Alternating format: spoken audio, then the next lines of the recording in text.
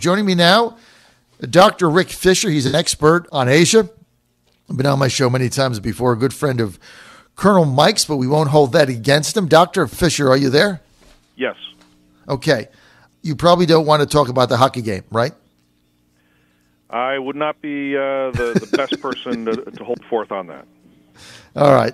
Let's talk, Dr. Fisher. You've been following this a long time. You've been right on top of it. Let's talk about the North Korean situation as it relates to China, South Korea, all kinds of negotiating going on. Dr. Fisher, now, what do you see?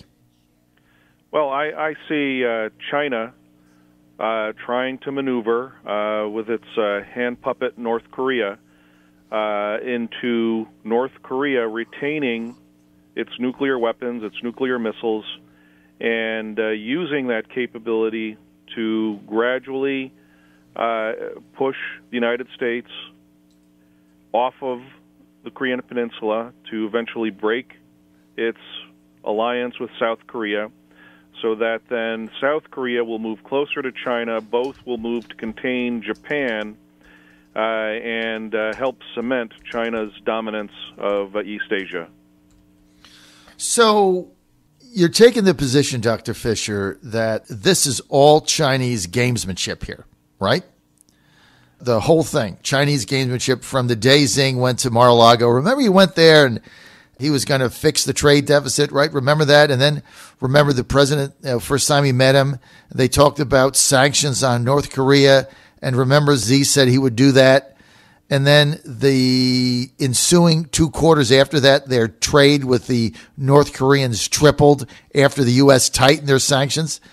I mean, at what point does Trump figure this out and say to himself, I mean, obviously he has now, but at what point do you go to China and say, you know, the game's over? Well, the president deserves great credit for stepping up this game, bringing the North Koreans to the table, and impressing both the North Koreans and the Chinese that we are willing to consider going to war, even going to nuclear war, to end North Korea's nuclear missile capabilities. Now, in order to do this, President Trump has had to make a quote-unquote friend of Chinese leader Xi Jinping, and he has used his blandishments and really his negotiating strategy to try to put Xi Jinping in a corner that would at least guilt Xi Jinping into the kind of solution that the Americans want, that the South Koreans and the Japanese want. But the fact of the matter is that Xi Jinping simply doesn't want that kind of solution. He doesn't want a nuclear-free peninsula. He wants a peninsula free of American power so that he can dominate it and then dominate Japan. Now, when is the president going to wake up to this? Well, one hopes that he will finally agree that this is what the Chinese are up to after this upcoming summit, which essentially accomplishes nothing. We've been trying for the last 25 years to bargain with North Korea to start a process that will end its nuclear missile weapons capability.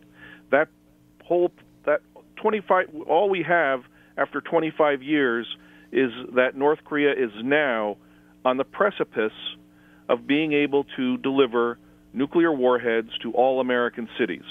They could reach that capability this year. And in fact, I predict if the summit is a crashing failure, one in which nothing is accomplished, they shake hands, they go home, but we don't get anywhere near what we want, I suspect that the North Koreans will start testing their missiles again, and very quickly they will test a multiple warhead capable missile. So what is their end game? I mean, their people are starving. The generals are getting restless.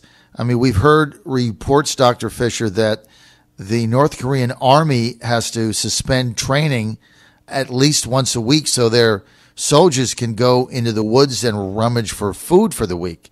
So that's not going to change. So what's their end game? Well, I get China's end game. What's North Korea's end game? for the Kim family dictatorship, that is the end game, sustaining its horrible, awful dictatorship. In order to do that, Kim requires a sense of crisis at home, and in order to continue the sense of crisis at home, he needs crises abroad.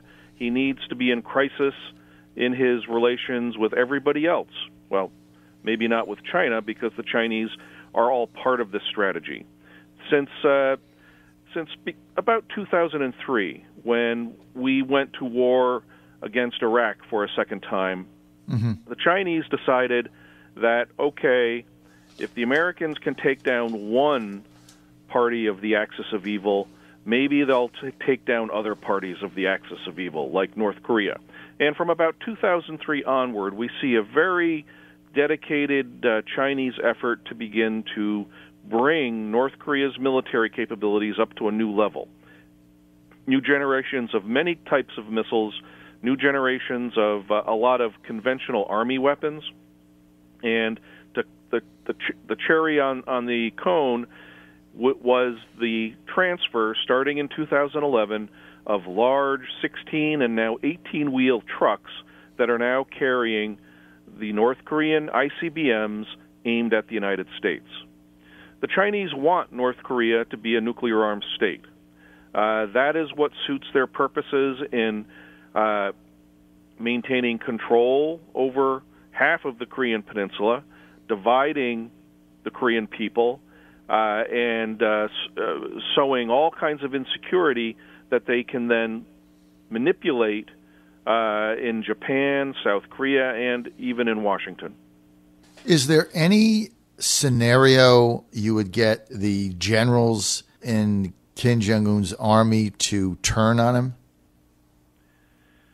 The only way that could happen in the very near term is if the Chinese engineer it. And they're more likely to engineer that if Kim Jong-un actually goes rogue and comes up with a fair and verifiable deal with Donald Trump.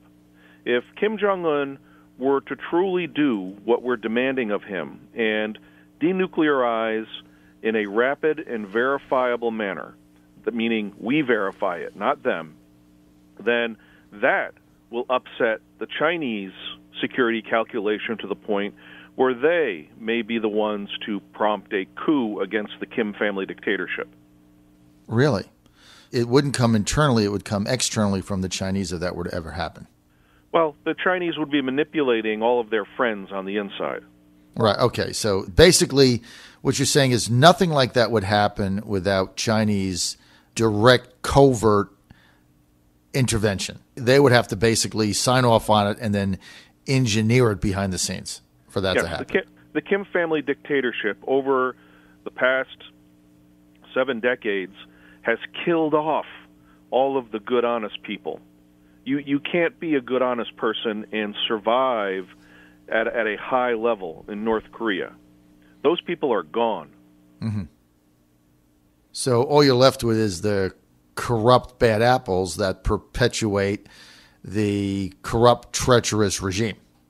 Well, these are people under a great deal of pressure. They're just simply afraid more than anything else. So their fear drives them to do awful things, which keep the Kim family dictatorship in power. Unbelievable. Stay with us, Dr. Rick Fisher. I've got to go to work in Asian military affairs at the International Assessment and Strategy Center. Dr. Fisher, a recognized authority on the PRC military. If you don't know what PRC means, that's basically the CHICOMs. Their military and Asian military balance and their implications. Fascinating discussion we're having here with Dr. Rick Fisher, doing a little policy analysis here. So basically, look, here's the bottom line. There's no way you're saying, Dr. Fisher, based on all your years of experience and analysis, that the Kim Jong-un family regime are going to disarm themselves, rid themselves of nuclear weapons. They wouldn't let that happen. The Chinese wouldn't let that happen. So what's the objective of this summit? It is a last-ditch effort to try to see if sanity can reign. Donald Trump is taking a huge risk in meeting with the North Korean leader. Thank goodness it's happening in a third country. Mm-hmm. If this meeting had taken place in the demilitarized zone, one of the early candidate locations, I would have been very afraid for the life of the president. Really? North Korea has gone to other countries and tried to decapitate leaderships before. In the early 1980s, they attacked a South Korean delegation that went to Burma, killed many of them. So the North Koreans simply are not to be trusted. I simply hope that when they finally do get to sit down together, I hope that there's a very thick piece of plate glass between the president and Kim Jong-un.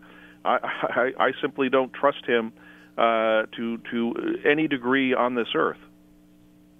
Dr. Fisher, I got to tell you, that is a very strong statement you just made. The fact that the president could go to a location and the North Korean military take him out, which, of course, we would retaliate in an unbelievable way, right? We're just not going to sit back and say, oh, gee, our security wasn't good enough and you took our president out. I just don't know where they're going with this. I guess back to the end game. The end game, like you say, is just perpetuation of their dictatorship. And it would seem to me that military, the nuclear capacity to wipe out U.S. cities is their best way to maintain that. They've got to figure out a way, though, how to feed their army. If you can't feed your army, and I've only got a half a minute, but if you can't feed your army, eventually, isn't that just going to result in your being deposed? Well, the North Koreans have roped us into feeding their army before, and that's probably one of their main objectives in the upcoming summit, to make just enough concessions to get the Americans on the hook, to make Donald Trump believe that he's getting somewhere, and by doing so, prompt the Americans to make concessions of the type that better enable Kim to feed his army. We're out of time. Dr. Rick Fisher, man, it's always great to have you on. The insight you give is tremendous. And I want to thank Colonel Mike for setting this up. We'll have you back, sir. Thank you so much. Thank you, John.